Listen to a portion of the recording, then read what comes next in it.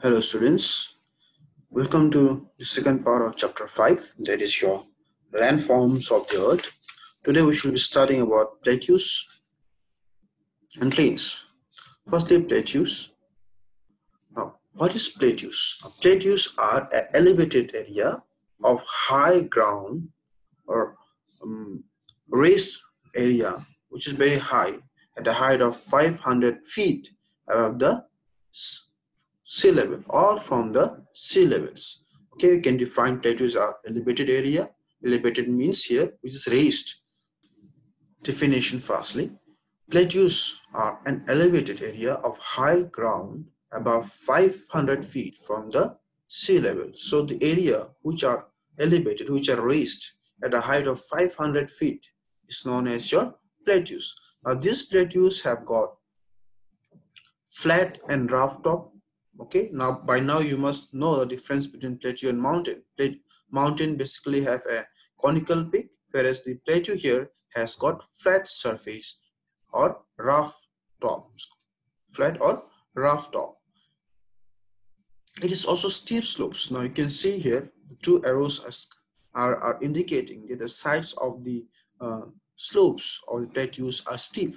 Steep means which is very difficult for one to climb on easily. Okay, not only that, now all this together, sometimes the plateaus are also known as your what? The tabletop.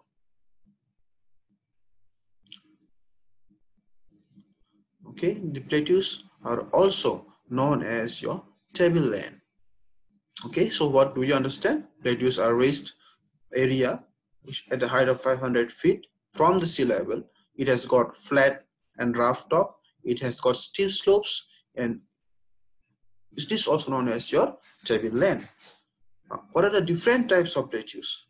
Firstly, you have got intermontane plateaus, which is you can see depicted in the picture. Secondly, we have got volcanic plateau.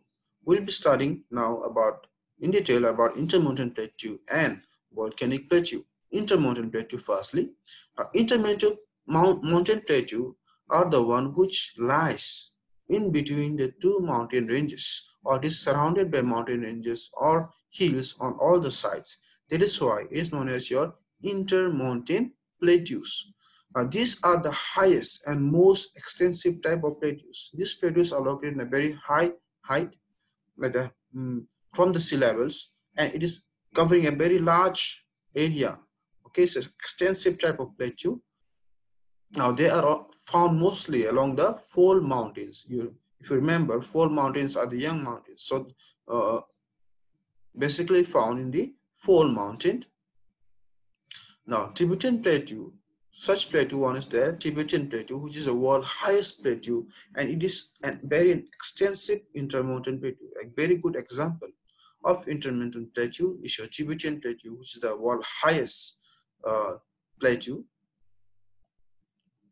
Apart from Tibetan plateau, you have got Mexican plateau, Bolivian plateau. Okay, and for India, we have got your Deccan plateau or Peninsular plateau. Now, this image is depicting how the intermontane plateau look alike. So you can see here there is two mountain ranges on the both side, and the flat top is your intermontane plateaus. So these are not at the low level or not low altitude. It is found basically in a very high altitude, which is minimum of 500 feet from the sea level. Let us come to now volcanic plateaus. Now these plateaus are formed by the eruption, due to the eruption of the volcanoes. What happens when the volcano erupts? It gives out lavas. These lavas get accumulated. It gets cooled down, it gets accumulated. As the year passes by, slowly and slowly they start to form a landform, and it starts to rise, accumulate, and forms the plateau.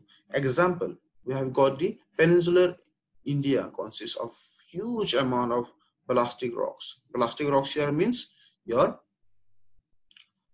rocks which is formed due to the solidification of lava. Okay, so this is giving an example that the peninsular India is made of your accumulation of lava. So the Deccan plateau for example, is and volcanic plateau in India. Now, same like the Columbian plateau also consists of 20 different layers, 20 different layers of rocks. Okay, and this shows that this Columbian plateau has been formed due to accumulation of layer after layer of volcanics lavas due to several eruption of might be 20 different volcanoes. So that is what is showing that the volcanic plateaus are formed due to the accumulation of lavas which is being erupted during the volcanic eruption. Now that was plateaus. Now let us go plains. What is plains? Now plains is an extensive flat and level area, right? It doesn't have much difference between the highest and the lowest points, means it is having a very gently undulating surface. This picture shows you very clearly how the plain looks like, isn't it? There is no much difference between the highest point and the lowest point. It does not have much difference of it has got undulating surface. Now types of plains. Firstly, we have got structural plain. Secondly, we have got erosional plain. And thirdly, we have got here the depositional plain. So your structural plain and depositional plain are two main topic we have to learn for your exams, but we'll be also learning about erosional plains. First, let us go for your structural plain. Now, these structural plains are formed by diastrophic force. If you remember what is diastrophic force, when both these usually subsidence and upliftment, okay, when the organic force organic force and aprogenic force works together, the structural plains are formed. Now these are formed due to the upliftment or subsidence of coastal land. Okay, sometimes what happens, the area which is near to the coastal line gets uplifted or it gets submerged under the water, and that is when your structural plains are formed. The very good example is of your coromandel plains in India. Now, the coromandel plains in India is formed due to the subsidence. Okay, means it was just near to the water in case it got subsided near under the water and it formed the plain areas. That is your coromandel plains in India. Likewise, the Great Plains of the USA was formed due to the uplift of land which was submerged under the water. So here there are two examples. One was formed due to the subsidence of the land, whereas the Great Plains of USA was formed due to upliftment of the land near the coastal areas. So that is how your structural plains are formed. Means when the two forces act together, what are two forces? The orogenic and the aprogenic forces work together. It is upliftment and subsidence happens. That causes your structural, or that forms your structural plain. Erosional plain. You have, by the word you might have already made out what is erosion, right? So erosion means, or erosional plains for that means erosional work done by the wind, by the water, by the glaciers, okay, which are on constant weathering process. Okay, this way they form your erosional plain. Now this is pictures depicting you how the erosional plain is formed. Sometimes when the rock, when the hills, okay, or mountains are exposed to weathering for a very long time, it deteriorates. It breaks slowly and slowly and turns into a flat land. And that is how your erosional plains are formed. Lastly, we have got the depositional types. Who causes depositional plain? Number one is your rivers. Secondly, wind action. And thirdly, your marine. Well, now let us read about them. River deposits. The most common and very widespread form of plain is formed by the river deposition, or a deposition in the alluvial plain. Okay, now this alluvial plain are formed due to the depositional work carried out by rivers and streams. Okay, because when the river flows, it carries along with it lots of boulders, lots of sand, lots of clays, and when the sand, clays are deposited, they form plain areas, and those plain areas are known as your river deposits. There are two plain areas. One is Piedmont. The Piedmont alluvial here is formed near the foothills of the mountain due to the deposition of what? Pebbles, boulders, and cobbles. Okay, so when the river flows from the mountains, come down to the foothill of the mountains, they deposit lots of pebbles and boulders. Now, those pebbles and boulders, the deposition of pebbles and boulders are known as your Piedmont alluvial. Likewise, there is another word called floodplain. Now, these floodplains are formed at the middle part of the river. The river have got three stages: the young stages, the mature stage, and the old stage. So the floodplains are formed in the mature stage, the middle part of the river, where lots of depositions takes place. The floodplains are also known as your alluvial plain, because that is where lots of sediments are deposited. Now, these floodplains are divided into two. It is Khadar and Bangar in India.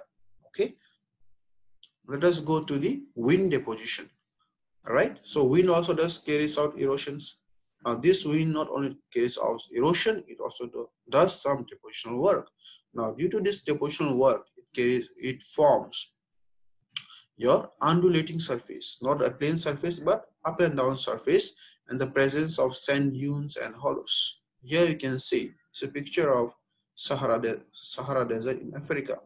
Same way, the Thar Desert in India is also a very good example of depositional plain, or the deposition done by the wind depositions.